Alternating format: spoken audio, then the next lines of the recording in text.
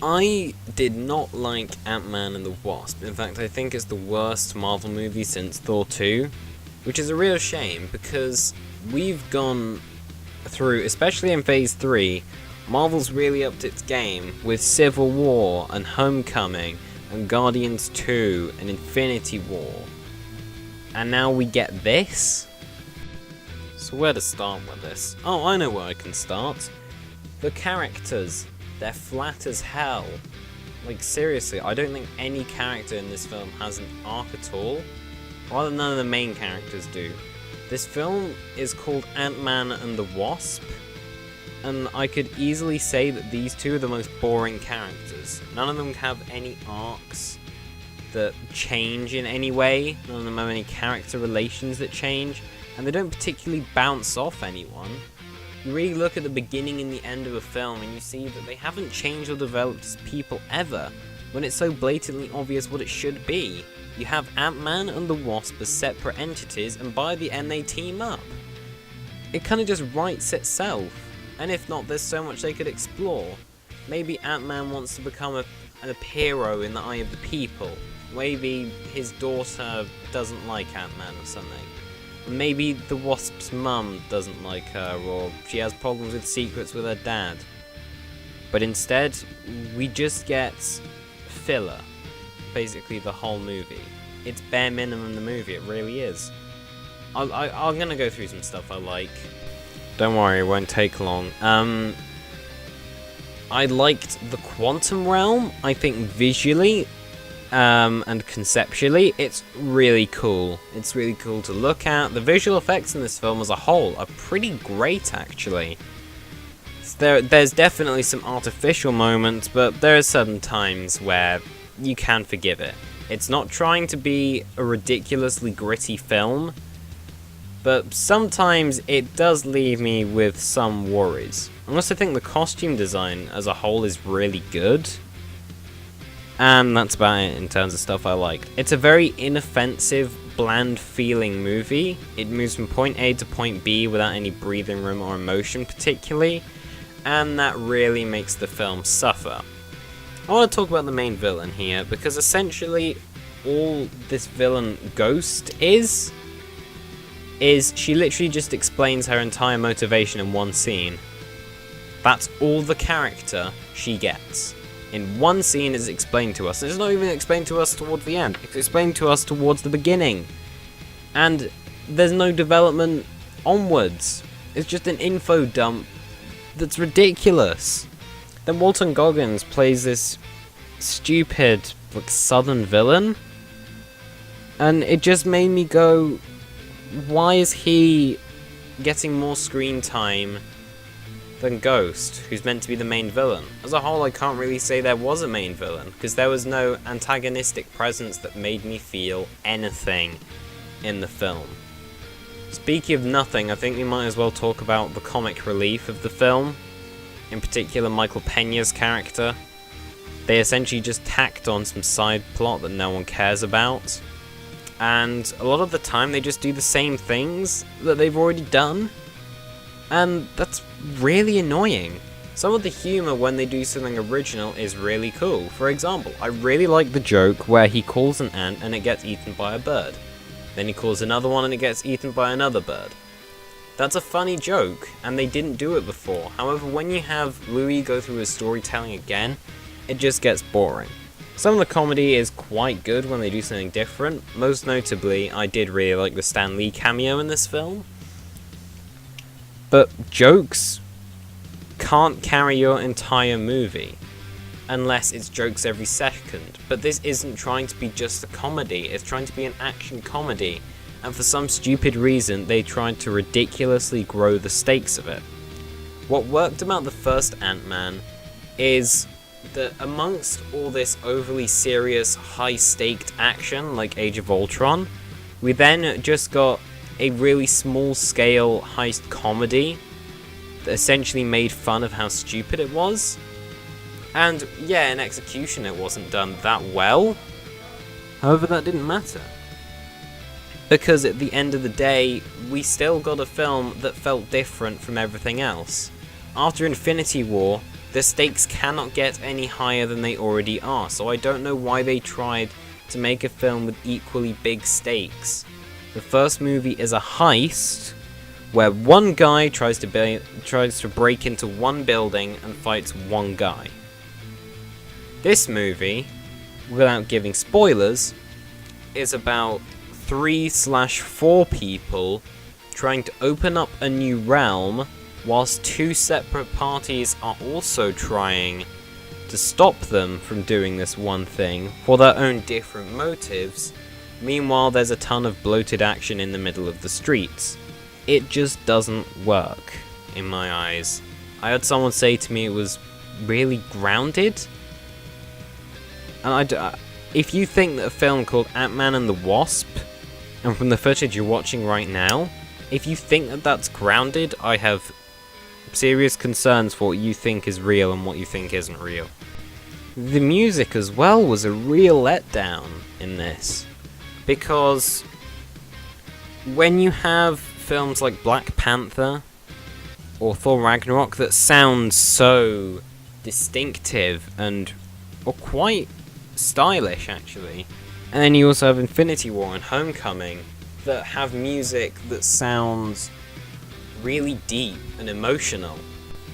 All of the music in Ant-Man and the Wasp is just temp music or rock music, and I don't even get why they used rock music because it doesn't suit an Ant-Man film. I guess it's a representation of how dull looking this film is, because I really don't get why Marvel kept Peyton Reed. He's just a really safe, by-the-books director.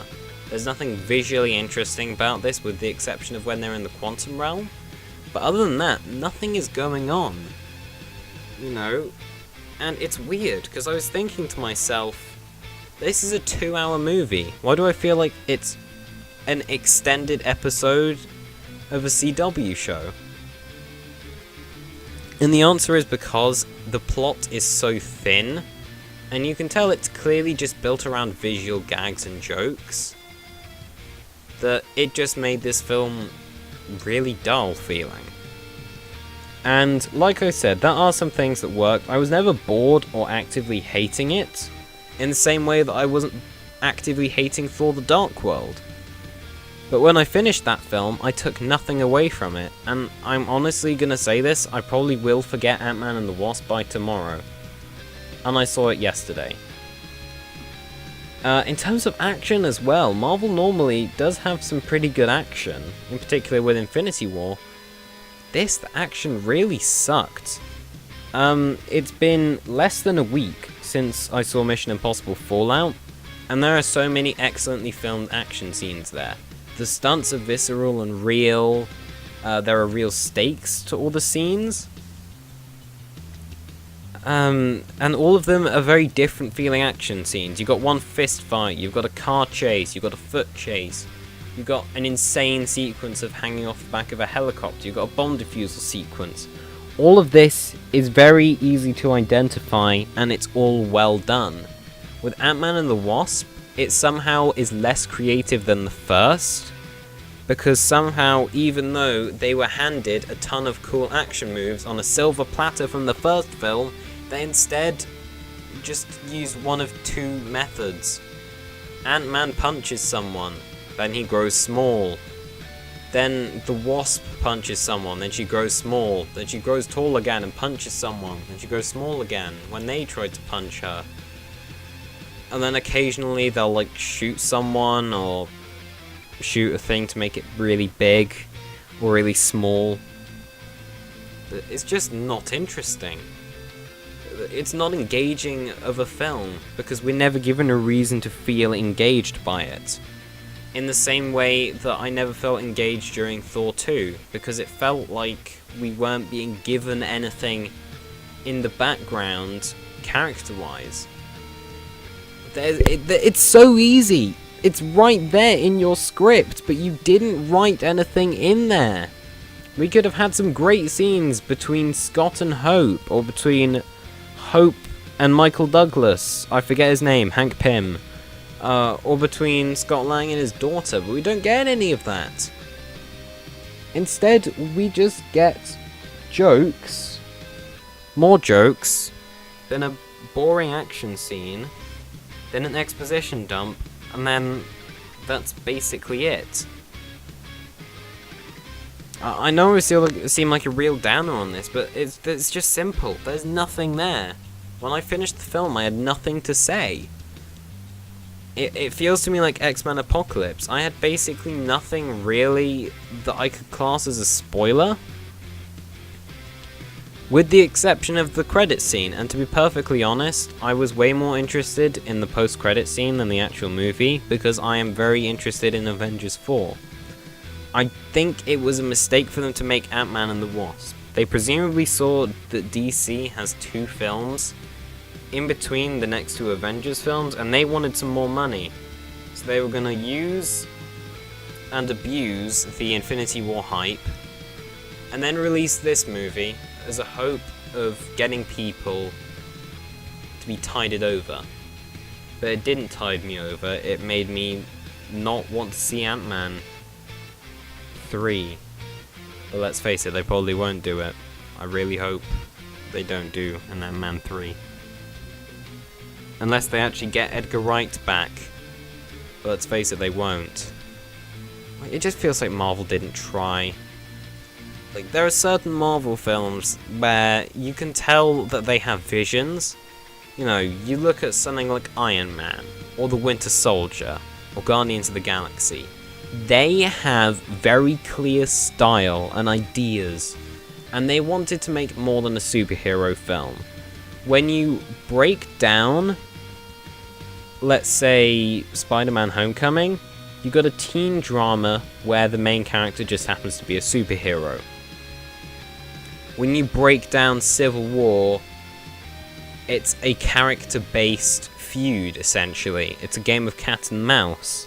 It's a murder mystery, which just happens to have superheroes in it. This film is the equivalent of some sort of Will Ferrell or Adam Sandler comedy, with the occasional action scene thrown in there. And there's just nothing about it. There really isn't. It's just bland. It's dull. I don't care about any of it. But yeah, let's face it. If you're a Marvel fan, you're gonna see this anyway. If you're a superhero movie fan, you're gonna see this anyway. But I'm not a fan of Marvel as such. I'm a fan of film first, Marvel second. And as a fan of film, this was not good.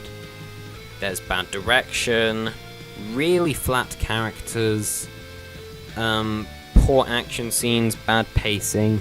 And yeah, there's some cool concepts and costume and visual effects. It held my interest. No, actually no, it held my attention through most of it. Other than that, there's nothing going on. I'm going to give Ant-Man and the Wasp a 3 out of 10. Hopefully Captain Marvel will be better. Anyway, at least you've got Venom to look forward to.